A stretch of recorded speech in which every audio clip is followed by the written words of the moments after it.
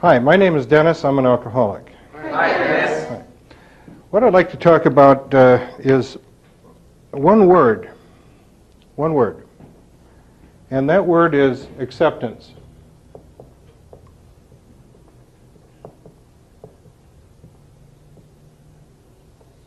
Acceptance. I think that single word of acceptance has a whole lot to do with our ability to be happy, whatever happy is. Maybe like Bobby McFerrin says, don't worry, be happy, but not that kind of happy. To be able to see meaning and beauty in most things in our life, to be at peace and have serenity, has a whole lot to do with acceptance. The first thing I need to accept for myself as an alcoholic is that, number one, my name is Dennis and I am an alcoholic. Because without this, without having some degree of acceptance of this, and I looked at the first step and thought, well, it should say accepted rather than admitted. I don't know why it doesn't say admitted. Well, it says admitted for a reason. Who am I to start rewriting the steps? Bring the body and the mind to follow. But I need to accept that I'm an alcoholic and have some degree of acceptance for that, because without that, there isn't much for me as a recovering alcoholic that matters anymore anyway. So, my name is Dennis, I'm an alcoholic. We start with that and look briefly at that. The first thing that I'm going to have in getting into that is denial. We talked about that before. Denial. I've never met anybody that's chemically dependent alcoholic that didn't have denial. If somebody came in this room right now and said, Dennis, I need to talk to you, and I said, yeah, what's going on? And they told me that a member of my family had just died, someone I love, how am I going to handle that? Denial, right? I'm built in such a way up here that I can't just all of a sudden accept that and say, oh, I didn't know that, thanks for telling me, right? It's going to be, no, it didn't happen. So the denial is certainly there in this. And let's relate this, if we can, make an analogy between this and divorce. It's like with divorce, even more so than death, quite often, is that, again, the corpse is still walking around. And have we accepted that it's over, just like that? Anybody see the movie Kramer versus Kramer? You remember in that movie, Kramer versus Kramer, the process, it was a good example of the process that this person went through in terms of accepting that it was over. The child was involved and so forth. The movie, of course, sped the whole thing up. But when she said, I want a divorce, you remember in the movie what his reaction was. Kind of more recently, the movie The War of the Roses. Anybody see that movie? Right? Now, there is really something. Right? That was an extreme example, okay, of acceptance of that in a divorce situation. Once I'm through the denial, we talk about these in terms of the grieving process steps, is the anger. So if I start to work through the denial that maybe the shoe fits, okay, that I'm going to be pissed off. And then from there I may go on to some depression and self-pity. Why God me? Why do I have to be one of these alcoholics, chemically dependent? Why? What that means is I'm starting to work through the fact that I am, and I'm going through some things with that.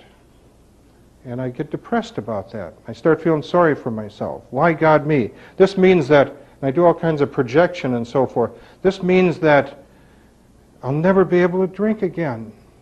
Well, what I'm doing is losing my number one love affair with that. And so I'm going to have those feelings. Or this means that it's over between us, and what am I going to do now? I'm never going to have another relationship ever again. It's over for me. Quite often, most of the time, not quite often, it's not a case of if, it's a case of when. However, I'm going to go through some of that. And blaming in a divorce situation is, in my case, would be it's her fault. Or it's his fault, right? It's their fault, blaming.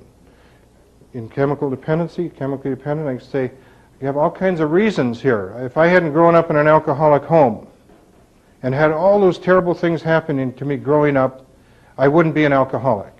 See, it doesn't really matter why. It matters I'm in touch whether I am or not, but I'm going to do some blaming. Some time ago, within the last year, I saw a picture of myself as just a little child, maybe 2 years old. In the picture behind me, it was very significant. I focused in on it. There was a tree. Leaning up against the tree was a beer bottle. And I remember focusing on that. Some things started to make some sense with that whole thing. There was always beer bottles around. But so therefore, it's their fault. It's the fault that I got the shit kicked out of me and everything else. Wouldn't you drink too? Right? So I'm blaming. In a divorce, it's her fault. Guilt. I want to talk a little bit about the fourth and fifth step here, and this has a lot to do with it. Guilt is, it's my fault. I'm no good. I'm an asshole. And I start getting in touch with the fact that these are the things that I was doing when I was using, and I start to look at that, and I hear people in my group telling me things, and I hear my family telling me things, and for the first time in my life it starts to make some sense. And I'm getting through the denial, and I'm having all of these thoughts about am I or aren't I, and does the shoe fit? It's such a cunning, baffling, powerful disease that I remember going to an AA meeting once. I was sober about 3 months, and the topic was slips. And people were talking about the slips they had and how terrible it was, but they got back in the program and all this, and then we were going around the room, and it was my turn to talk, and I said, well, I haven't had one. I haven't had a slip. So the next guy, he talked and so forth. I remember leaving there thinking, geez, I haven't had a slip yet. And it kind of crept in that maybe I should have one, because I would belong more then if I had a slip. Talk about how the mind works, Or that I was sober for a month or two, and I got thinking, you know what? This is easy. I've tried to quit hundreds of times. I've tried to quit. I made an effort and all this and that. It was terrible. I never could. But look at here. It's easy. I'm not having any problem with it. I'm not having these urges you're supposed to have, and I'm not white-knuckling it. Well, I was going to 3 meetings a week. Maybe that had something to do with it, right? And I could say, well, this is easy. I bet what I needed to do, I just needed to get a hold of myself a little bit and kind of dry out and stuff, so I'll be okay now. And I'll be able to drink again. I called my sponsor real quick. But, how the mind works in the denial thing and so forth. But at any rate, I'm going to maybe start to think that I'm an asshole for all of this stuff that I'm finally taking a look at. The guilt. Go down to some bargaining. Bargaining is a trade-off. Divorce situation, please don't divorce me, I'll change, I'll do whatever I have to do. Please don't divorce me, please. I don't know how I could live without you. God, this is it. On a scale of 1 to 100, it's one of the most painful things to endure is the separation between two people in that kind of relationship. Tremendously painful. Bargaining in terms of chemical dependency is, my problem is cocaine. Therefore, I can drink some 3-2 beer, right? Just 3-2 now, mind you. Nothing more powerful. That's a trade-off. It's a simpler, easier, softer way, okay?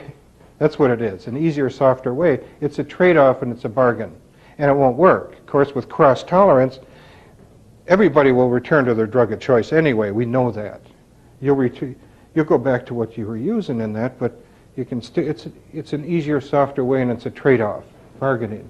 Well, eventually we'll work through to some kind of a growing acceptance that the shoe fits. The shoe fits, and it's starting to get a little more comfortable for me to wear this shoe. And I'm starting to enjoy this. Yeah. And so that kind of grows on us. And there's a little trouble here in maybe pigeonholing ourselves into one of these areas. I recall talking to a woman one time, was talking about the grieving process with her husband who had died, and he'd been dead 9 months, and her daughter said, "What's the matter with you anyway, Ma? Dad isn't even cold in the ground yet, and you're already going out." And she said, "How should I feel? Maybe it's..." And she was all confused about that. There's nothing to say we can't work our way through this grieving process very quickly and get on with it. Now, here's the problem, I guess, with some of this is that even like in a divorce situation, how many people are fortunate enough to work their way through that? In treatment, only a foothold in treatment. Those of us that are in treatment, we're a real small group here. This is a small percentage of the percentage, right? We have an opportunity to at least to take a look at this. With this, in the denial, most people are chemically dependent, never get a chance to work through that and die that way. In a divorce situation, maybe we can start to work through the denial. Yeah, it really happened, but are we angry? I have a friend, dear friend, childhood buddy, has never worked through the anger. There was one time in his life when his wife and the neighbor had their watches synchronized, and at 6 o'clock at night, she told him that she wanted a divorce, she wanted to marry the neighbor, and he was telling his wife at 6 o'clock, "I want a divorce and I want to marry the neighbor," right? Well, that's heavy stuff. In 2 hours, this guy was looking at losing his home and his kids and his everything. He had everything he owned packed in the car and he's down the road. That's really heavy, no doubt about it. Crying. Kids are crying. It's 23 or 24 years later now, okay? If I said to him, "What do you hear from your ex-wife?" "That no good, dirty, rotten son of a bitch, I'd kill her, but they know who did it, and I'd go to jail. I wish a bus had run over her." Right? Where's he at? Now, the problem with that, getting stuck like that, the problem with that is we can pay a dear price for that. I think, I don't want to get into analyzing that situation too much, but I think it's one of the reasons why he's been unable to have a meaningful, nurturing relationship with another woman for all these years. Tough stuff. Angry. Can't work through it. Same way with chemical dependency. I can be on a dry drunk for a long time, white-knuckling it. Somebody says, "Dennis, I like you better when you're drinking." God, you're miserable. Might have something to do with acceptance. Beyond this, in order to have some peace and serenity and purpose in my life, I need to accept some other things.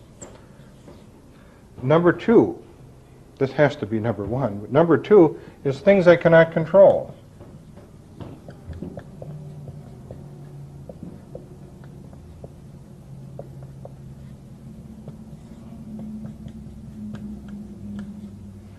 Events.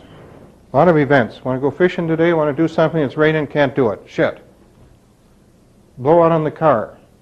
Right? Got to get it fixed, it's raining. Now, all these events, how do we deal with things we can't control? Serenity prayer time.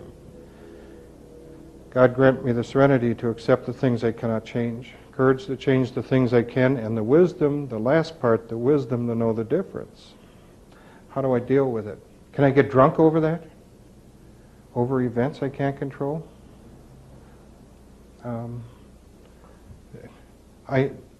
There's some humor in it later. We can look back. I don't believe in letting it all hang out, as Father Martin says, all the time. We can look back at some of these events and laugh later. My dog jumped out of the car, right? I couldn't find him, okay? I was on the way downtown. One time I got out to find a wheel cover that had fallen off my car. It was on the interstate, and it was 25 below, and there was a wind. And I got back to the car, and the dog had jumped on the power door locks and locked me out. And there I was, standing there, 25 below in a wind, 7:30 in the morning, trucks going by and stuff, looking at the dog in the car with the heater running. Okay? Now, you think that was funny at the time? No. Eventually I got in the car, but events. What the tough one is, other people. Why won't other people say and do what I want them to say and do, or think what I want them to think, or think of me what I want them to think of me, and all that? Other people, things we can't control. For example, in a treatment setting. Why won't these people in treatment think the way I do? Okay. Why? How can I change them? I can drive myself nuts over that kind of thing. I somehow need to have some tools to be able to get by this. And the longer I'm straight and sober and working my program, the more tools and the more I can deal with this. People come back into treatment and say, well, I'm back.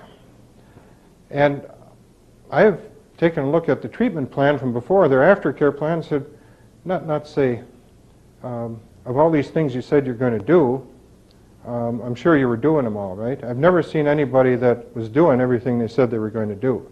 And they say, well, the reason I'm back is because I got in an argument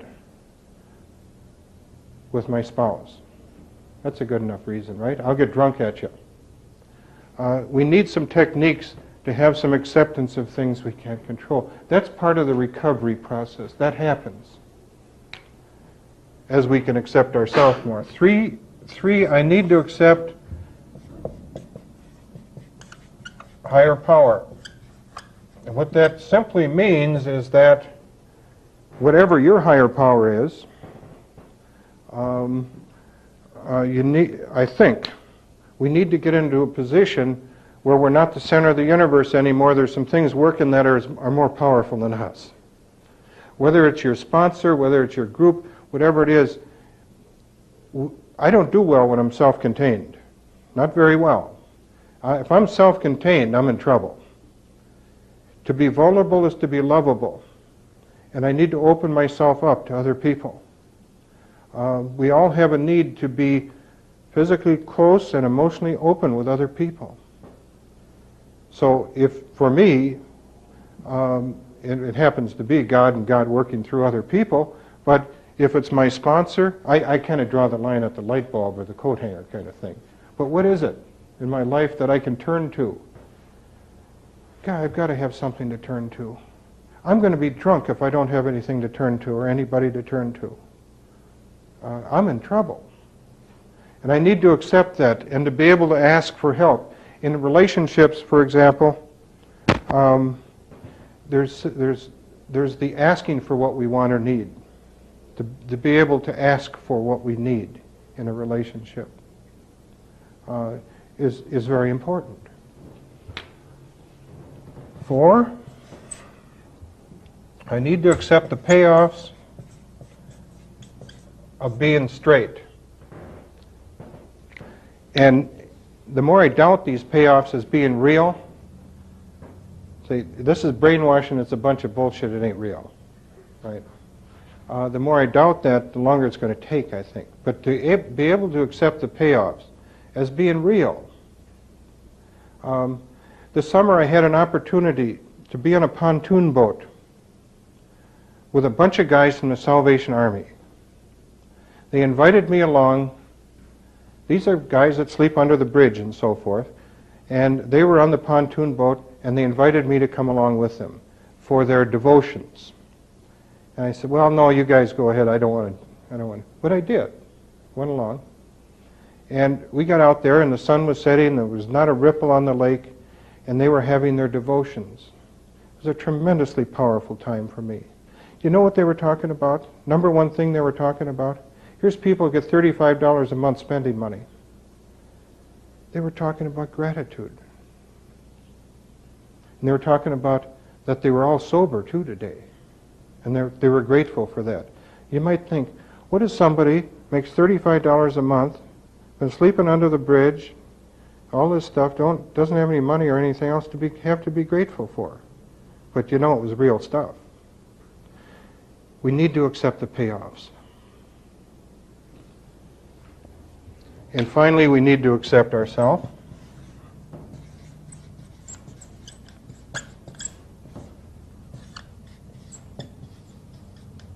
Probably, I think one of the things that I need more than anything else as a recovering alcoholic is my dignity. I've been robbed of my dignity. I haven't had freedom, and I sure as hell haven't had dignity. I had to get to be 40 years old to have some dignity. I didn't have it as a child. Then I start using it, I didn't have it then. Because any time that I tell you that I'm sorry or I'll never do it again, or what's the matter with me anyway, it takes a chip out of my dignity and self-worth, and now I get to be 40 years old, and I start to get some dignity back. I need to look at the positive stuff with myself. And that has special meaning, I think, for those of you folks that are doing in the process or going to be doing a fourth step.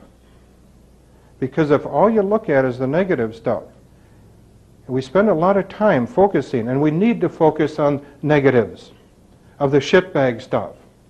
Have we been there? Can we relate to any of that? We need to focus on what it's like coming down, and can I relate to your story? Need to focus on those things. But I also need to focus on what's positive about me. What's positive? And in a fourth step, we're writing a lot of stuff on the negative side. Here we have a page in the negatives and positives. Most of us are likely to write more on the negative side than the positive side.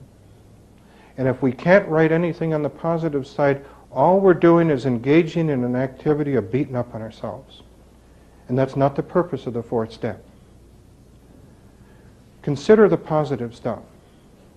Consider, have there been times in your life where you have been responsible, and have you reached out, and have you, whatever it happens to be. It can't all be negative. It can't. The fact is that you're open-minded enough to be sitting here listening is a positive. You don't have to be here. You can be somewhere else. That's a positive. You're taking a look. You're trying to see if the shoe fits or not. A positive. In terms of the fourth step, there are a couple things that I think are real critical. Nobody can tell you how to write a fourth step or what you should do in your personal inventory. Nobody. And it's something you don't just share with people and say, yeah, here's my fourth step. I want you to read it, right? You don't do that. But there's a couple areas that I think are appropriate. One is fear. That you really take a look at how fear has affected your life. As a macho person, it's not easy for me to say, yeah, I've been afraid about being accepted by other people. And I've been afraid about not getting approval.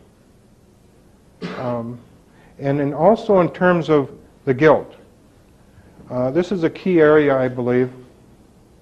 I recall for me when I was doing my fourth step, and I needed to do a second one, and I did. A little later, I was pretty deluded when I needed to sort some things out and do a second fourth step, but guilt was a big thing for me. I had to sit down and write about what I felt guilty about, who I affected, and how I felt about that. And I remember filling up about 3 pages about guilt. So I can only share with you what was helpful for me in terms of doing my fourth step. I believe, for me, if it weren't for doing the fourth and fifth step, I'd be drunk today. It was important for me to identify. If you owned a business and went along in your business and couldn't identify the problem areas in your business, just kept going along in your business, right? And couldn't identify what was happening in your business, you'd go broke. Personally, if you can't identify some of the things that have been going on in your life as a result of your using, you're going to be in some trouble, I think, in terms of maintaining sobriety. Identification of the problem is half the battle, I believe. Just like in a business, identifying the problem areas is half the battle. And that's why the fourth step is, all the steps are important. It's not just an exercise, it's something that if you approach with an open mind, there's no such thing as a perfect fourth step. But make the effort, you're responsible only for the effort and not the outcome. And in terms of getting through to some acceptance of yourself, that fourth step is very important. Spend some time on it. It's an important thing for you, I believe. Eventually, acceptance has a lot to do with my ability to be happy, to see meaning or beauty in most things in my life, and to be at peace. We can, and I can, come right back up the denial ladder and be drunk tomorrow, or be drunk today. That's possible.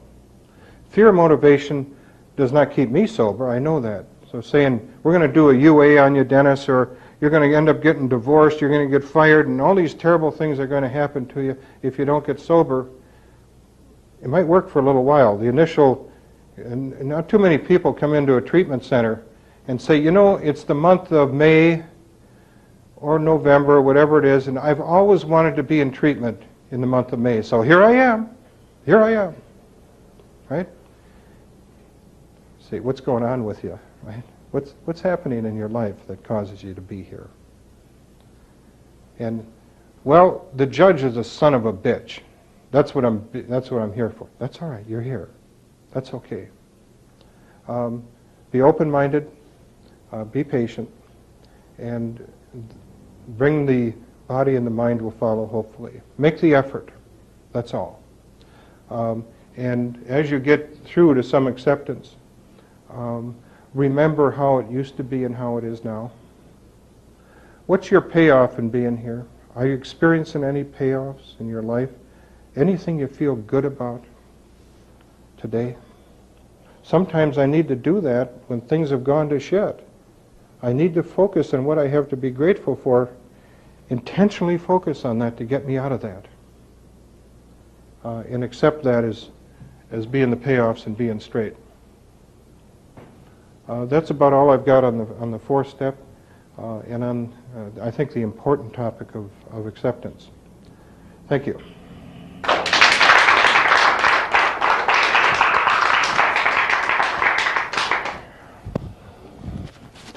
Okay, 1 to go. 3 down, 1 to go.